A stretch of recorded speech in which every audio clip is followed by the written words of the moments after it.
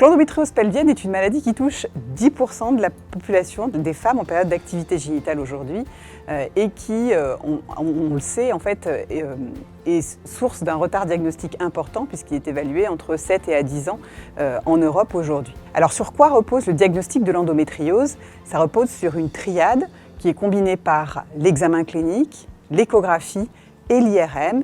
Et récemment, le service a publié une étude sur 200 patientes qui montre bien que c'est la combinaison de ces 3 modalités diagnostiques qui permet d'avoir la meilleure performance diagnostique. C'est pourquoi, sur l'hôpital Tenon, nous avons créé un parcours diagnostique en une journée où les patientes viennent réaliser à la fois une IRM, une échographie et sont vues ensuite juste après par un gynécologue spécialiste de l'endométriose qui permet de faire la synthèse de toutes ces données et de permettre d'avoir une réponse immédiate aux patientes et de leur proposer une stratégie thérapeutique qui soit la plus adaptée.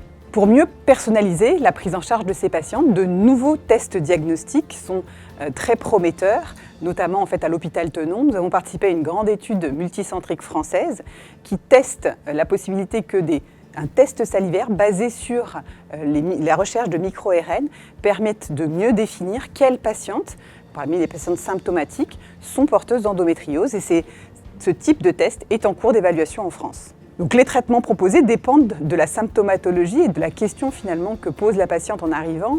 Si la patiente vient pour des douleurs, un traitement médical sera proposé avec éventuellement des traitements complémentaires qui peuvent être proposés spécifiquement pour ces patientes. Si la problématique est un problème de fertilité, elle sera proposée pour être vue en consultation dans ce cadre-là. Et dans certains cas de pathologie résistante au traitement, un traitement chirurgical peut être envisagé. Quand la patiente arrive, on va vérifier qu'elle n'a pas de contre-indication à l'examen, donc particulièrement le pacemaker qui nous empêche de faire une IRM ou des objets métalliques à l'intérieur du corps. Donc une fois qu'on a vérifié qu'elle n'avait pas de contre-indication, on va pouvoir la préparer pour l'examen. Elles peuvent nous appeler à tout moment grâce à l'aide d'une poire d'appel. On va aussi demander à la patiente d'enlever tout ce qui est en métal sur elle. On va aussi avoir à la maison une préparation digestive, donc pour bien étudier l'endométriose, qui est une maladie qui peut toucher les organes digestifs aussi. On va devoir réaliser un lavement à la maison, à faire 2 à 3 heures avant au domicile. C'est un examen qui dure 15 à 20 minutes dans la machine. Il faut bien sûr rester immobile pour que les images soient le plus nettes possible. Et au tout début d'examen aussi, on va faire une petite injection, donc il y aura une piqûre en sous-cutané, donc au niveau soit de la cuisse, soit du bras, pour éviter d'avoir trop de mouvements intestinaux, trop de contractions de l'utérus et d'avoir du coup des images plus nettes. À la fin de l'examen, on a déjà une idée du diagnostic. Parfois, on peut être amené à compléter par une échographie pelvienne si ça n'a pas été fait avant, ou l'examen du gynécologue. On peut parfois être amené à faire quelques images supplémentaires. Ça, c'est à la demande du radiologue pendant qu'on fait l'examen. C'est un examen, donc, comme je disais, qui n'est pas douloureux, donc il n'y a pas besoin de prendre des médicaments, des antidouleurs, des choses comme ça, sauf si vous êtes algique de base pour l'examen. On peut tout à fait prendre ces traitements normalement. On a eu le résultat de l'ensemble des examens qu'on a pu faire aujourd'hui, donc combinant l'échographie, l'IRM et puis les données également de votre interrogatoire et de l'examen clinique. Et on s'aperçoit en effet que votre symptomatologie est expliquée par une endométriose, qui est une endométriose qui touche à la fois les ovaires, mais également en fait une endométriose qu'on appelle profonde et qui est relativement étendue dans votre cas.